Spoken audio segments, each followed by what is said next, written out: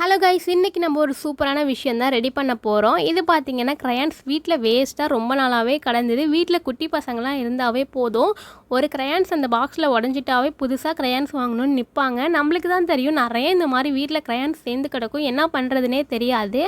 அந்த மாதிரி இருக்கிறப்போ இந்த க்ரையான்ஸ் எல்லாம் வச்சு நம்ம ஒரு சூப்பரான வீட்டுக்கு தேவையான கேண்டில் மேக் பண்ணலாம்.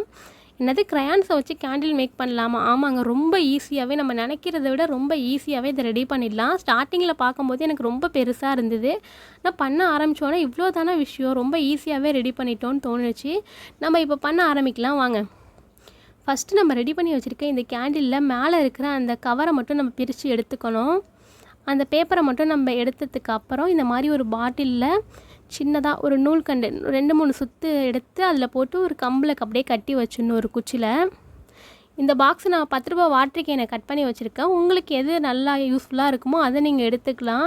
வேறு மாதிரி பாக்ஸ் கூட நீங்கள் எடுத்துக்கலாம். என்கிட்ட இது தான் இருந்தது, அதனால நான் இதான் எடுத்திருக்கேன். அதுக்கப்புறம் நம்ம வச்சுருக்க இந்த க்ரையான்ஸ் எல்லாத்தையுமே டபுள் பாயிலிங் மெத்தடில் நம்ம மெல்ட் பண்ணணும். அதுக்காக ஒரு குணனில் பார்த்திங்கன்னா ஃபுல்லாகவே தண்ணி ஊற்றிட்டு அதில் இந்த க்ரையான்ஸ் எல்லாத்தையுமே போட்டுட்டேன்.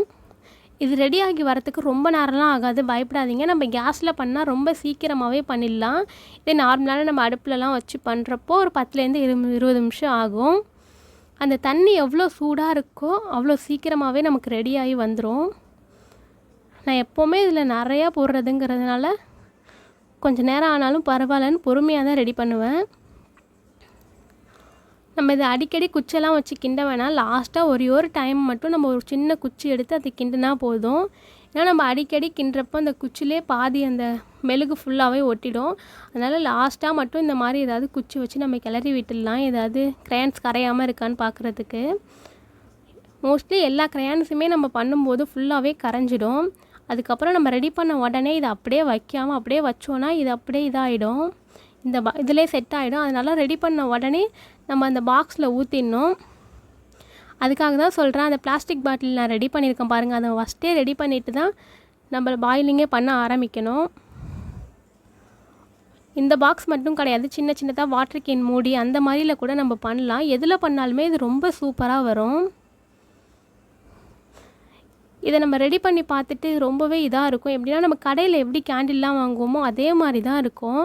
நீங்கள் பயப்படாமல் இதை பண்ணலாம், ரொம்ப சிம்பிளான விஷயந்தான். இது அப்படியே ஒரு 2 மணி நேரம் போல் நம்ம அப்படியே விட்டுடலாம். அப்படின்னா ரூம் டெம்பரேச்சரில் அப்படியே நம்ம வச்சுட்டாவே போதும், சூப்பராக செட் ஆகிடும். இப்போது ஒரு 2 மணி நேரத்துக்கு அப்புறம் நம்ம இதை எடுத்து பார்க்கும்போது ரொம்ப சூப்பராகவே வந்திருக்கும். நம்ம லைட்டாக கையை வச்சு இது பண்ணாவே வந்துடும். இது ரொம்ப இதாகிட்டு போல், அதனால் என்ன பண்ணும், ஒரு சின்ன கத்திரிக்கோல் வச்சு பிளாஸ்டிக் பாட்டிலுங்கிறதுனால ரொம்ப ஈஸியாகவே நான் எடுத்துடலாம். இப்படி கூட நீங்கள் பண்ணலாம். அதுக்கப்புறம் நீங்கள் உங்களுக்கு நல்லா பண்ண ஆரம்பிச்சிட்டிங்கன்னா எனக்கு கரெக்டான ஷேப் தான் வேணும், இந்த மாதிரிலாம் வேணான்னு நீங்கள் யோசிச்சிங்கன்னா மோல்டுலாம் வாங்கி பண்ண ஆரம்பிக்கலாம். இதுக்குன்னு தனியாக மோல்டுலாம் ஆன்லைனில் விற்கிது, அந்த மாதிரி கூட நீங்கள் வாங்கி பண்ணலாம். அப்படி இல்லைன்னா அகல் விளக்கில் ஃபுல்லாக ஒரு திரியை போட்டுட்டு அதில் ஃபுல்லாக ஊற்றி வச்சிங்கன்னா கூட ரொம்ப சூப்பராக ரெடி ஆகிடும். இது பாருங்கள், ரொம்ப அந்த பாட்டிலோட ஷேப் அடியில் சூப்பராக வந்திருக்கு. இதை நம்ம யூஸ் பண்ணி பார்க்கலாம். இப்போது கடையில் வாங்குறத விட ரொம்ப சூப்பராக இருக்குது. ஏன்னா அது கொஞ்சம் நீட்டாக இருக்கும், இது ரவுண்டாக இருக்கும், அவ்வளோதான் டிஃப்ரெண்ட்டு, வேறு எதுவுமே கிடையாது. அந்த வெளிச்சம் கடையில் வாங்குறப்போ நம்ம கொளுத்தி வைக்கிறப்போ எவ்வளோ வெளிச்சம் இருக்குமோ அந்த அளவு வெளிச்சம் இருக்குது. இது ஒரு சின்ன மண் பானை, சின்னதாக மண் தட்டுலாம் இருக்கும், அந்த மாதிரி இதில் வச்சு நம்ம வச்சுட்டோன்னா அப்படியே வச்சுக்கலாம் ரொம்ப நாள். இந்த மாதிரி அகலில் கூட ட்ரை பண்ணி பாருங்கள், ரொம்ப யூஸ்ஃபுல்லாக இருக்கும்.